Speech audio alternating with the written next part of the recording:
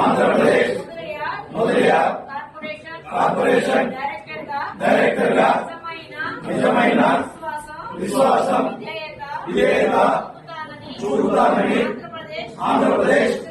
మొదలయ సంక్షేమం మరియు అభివృద్ధి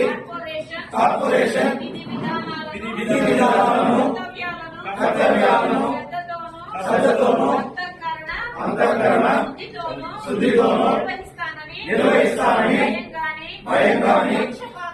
పక్షపాతం గాని రాగద్వేషాలు గాని లేకుండా ఆంధ్రప్రదేశ్ మొదలయ సంక్షేమం మరియు అభివృద్ధి కార్పొరేషన్ యొక్క మార్గదర్శకాల ప్రకారం విధి విధానాలను